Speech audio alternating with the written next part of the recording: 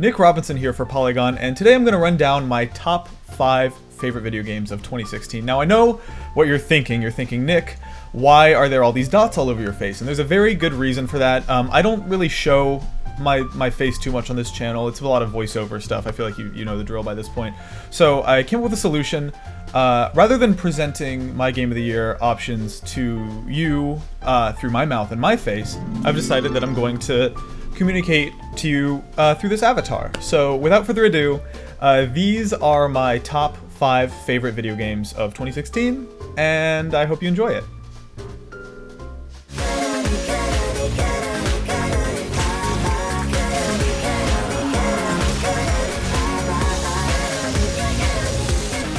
Doom is a game I could say really nice things about for hours. Now, setting aside the fact that they managed to modernize Doom, which I think everybody thought was impossible, they also managed to make this first-person shooter that just completely and utterly stands on its own merits, irrespective of the franchise it's from.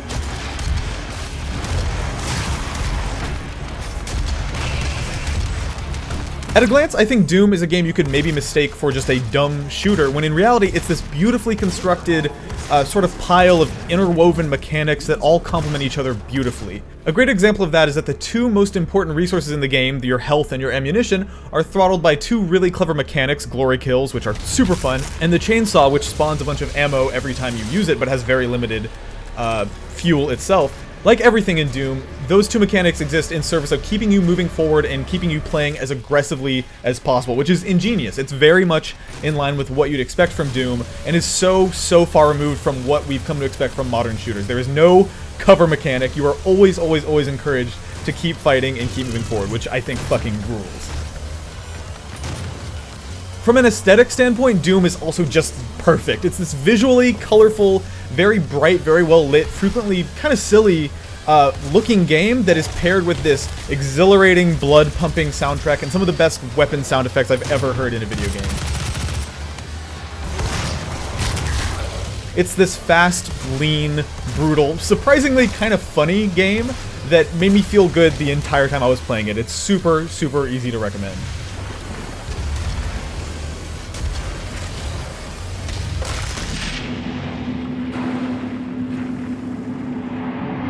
Inside is the follow-up to Playdead Studios' Limbo, a game you might remember from, geez, a whole generation ago at this point. And while it hews pretty close to Limbo mechanically, it's so refined that I think anyone who doesn't have it on their list probably just didn't play it. It's probably the most polished video game I've ever played, which is saying a lot, but it's beautiful.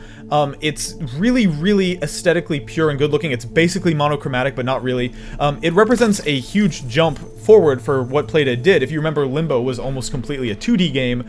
Inside is almost completely in 3D, but yet it somehow retains that sort of hand-animated, beautiful style that Limbo had, and really builds on that. It's one of the only games I've ever played where every single moment I had in it felt handmade and felt like it had so much care going into it. And another thing that I think really sets it apart is that the puzzle encounters are all genius.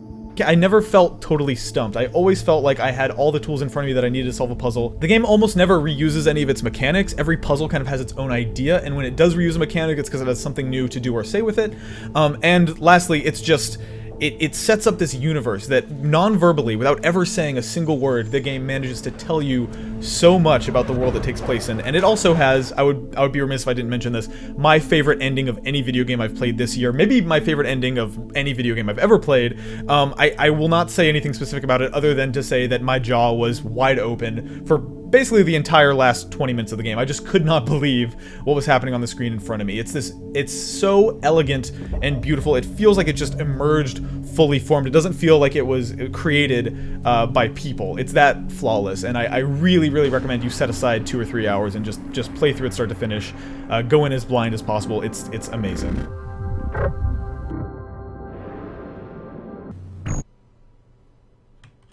Superhot.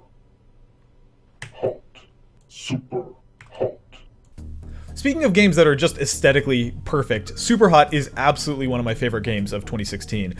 If you set aside the fact that the core idea is amazing, that time only moves when you move, and just the way that that completely inverts every shooter you've ever played, the fact that it makes you this sort of perfect killing machine, the fact that it advances bullet time, this mechanic that is just completely stagnated over the past 15 years, and elevates it to like something really cool that almost becomes a puzzle game. Setting aside the fact that it's just super fun to play, setting aside the fact that it is sort of taking up the mantle of games like Max Payne, which is Max Payne and Max Payne 2 are two of my favorite games ever. I just think Superhot is like this incredible aesthetic achievement, and I don't think it gets talked about enough. It's just from the art style to the way enemies shatter when you shoot them, to the black and white and red color scheme, to the sort of computer interface that you see between levels, and the fact that you have to type to make these chat logs appear, and the fact that the entire game sort of collapses in on itself in this very weird meta-narrative about the player. Like, it's just so complete. It's so consistent aesthetically. It's one of those games where you just feel incredibly good when you're playing it. You feel incredibly powerful when you're playing it. Every single combat encounter in Superhot is this really expressive, fun, joyful, like, playground. It's so easy to recommend, and I keep going back to it whenever I just want to play something that I find relaxing and fun and pure.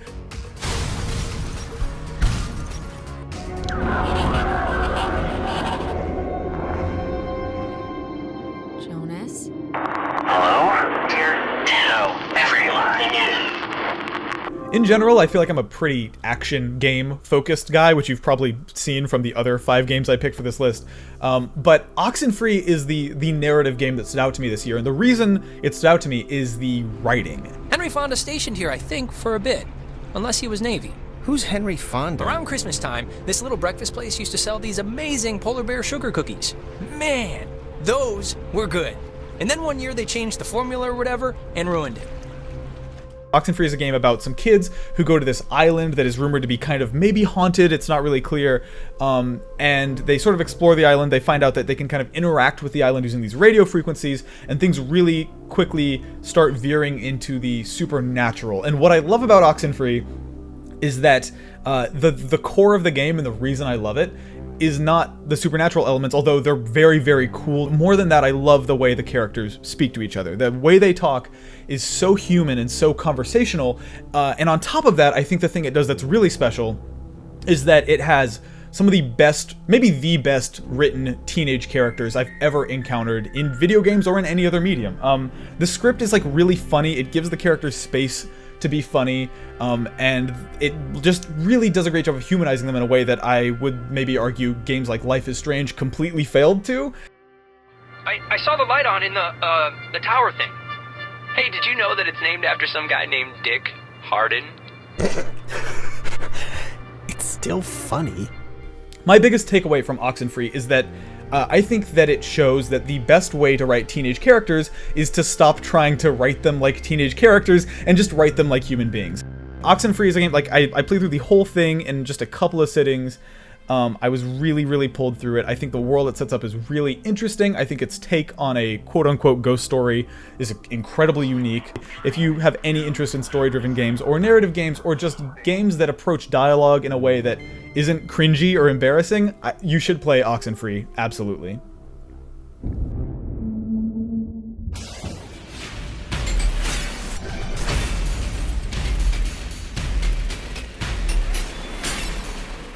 Thumper is one of the best audiovisual experiences I have ever had in my life. I'm a lifelong rhythm game fan. I grew up playing Dance Dance Revolution, and to this day I still play games like Sound Voltex all the time.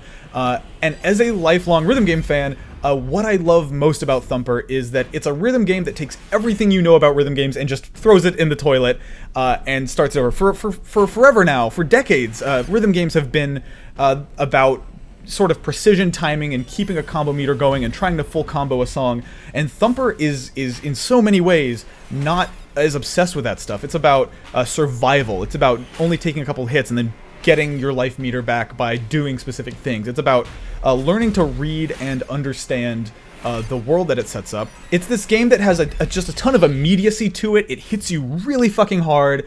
It's very abstract and very psychedelic, but also it manages to be both of those things without ever being illegible. I never had trouble reading the track. Really, the game is all about just having a quick reaction time and being speedy. It relies on you getting really, really good at sight reading. Now, sight reading is the rhythm game term for when you play a song for the first time and you just try to get through it without having the chart memorized. And Thumper's song, like every level in Thumper, is this incredibly long exercise in sight reading, because the tracks are, and unlike most rhythm games where the songs are like 90 seconds to 3 minutes, every song in Thumper is like about 10 minutes long. So rather than memorizing it and rather than just committing it all to memory and executing on that, Thumper requires you to get good at the mechanics, to learn how to read going around a corner and learn how to like just absolutely nail everything in the track. It's this very, very pure game with incredible music. God, the music is so great. Like in most rhythm games, the soundtrack is very poppy and electronic and stuff, which is really cool. But in Thumper, it's the opposite. It's this brutal, aggressive, almost unpleasant musical score that is just about being as brutal as possible and getting your heart rate up and making you extremely sweaty. The whole physiological experience of playing Thumper is a very sweaty one for me. It's literally unlike any other game I've ever played. It just gets my heart pounding and gets me so excited. It does a great job of rolling out like new mechanics constantly, but it only ever uses the A button and the analog stick. So it's like this beautiful sort of celebration of minimalism. It's beautiful visually. It's like you're watching the trailer for Enter the Void for hours at a time. It plays with weird like polyrhythm stuff that rhythm games never ever. Anyway, I could rant about Thumper forever. But I think that it's a game that you have to see, or even more than seeing it, I think you have to play it yourself to understand what's special about it. You should definitely play Thumper before you die. That's my advice. Play Thumper before you die. So those are my top 5 favorite video games of 2016. There's one more game that I have to mention. It was so hard for me to cut this list down to 5 games because there were so many good games this year that I just kind of had to narrowly cut it down to 5 in no particular order. By the way, I should mention that up front.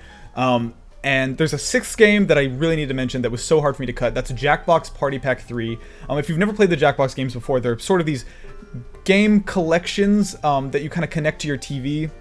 And they've been releasing annual packs every year for 3 years now. This is the best one they've ever released, this year's pack. It's got Quiplash 2, which is an iteration on the best game they've ever made. It's got a game called TKO, which is a great pun, where you are designing t-shirts with your friends. It's a lot more fun than it sounds, I promise.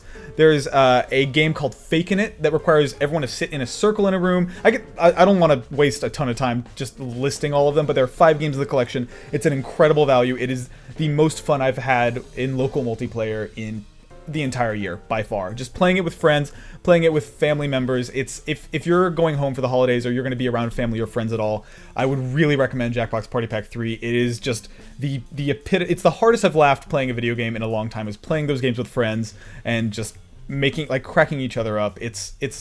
I want to see more TV-based pseudo board games like that in the future. Anyone can play it. Use your phone as a controller. Jackbox Party Pack 3 fucking owns, and you should definitely play it. But yeah, that's my list. Those are my 6, I guess, favorite video games of 2016. We've got other videos, other Game of the Year lists from our video team going up on our YouTube channel all week long. You should watch them all. They've got a lot of the games that I had to cut from my personal list in them. Griffin's in particular mentions like Fire Emblem and other stuff that I wish I had room for on this list, but I didn't. So watch those videos, and yeah, have a happy holidays. We'll be doing lots of cool shit in 2017 that I think you'll enjoy. But yeah, thanks for watching. Remote presence at unsafe limit. Lockdown in effect.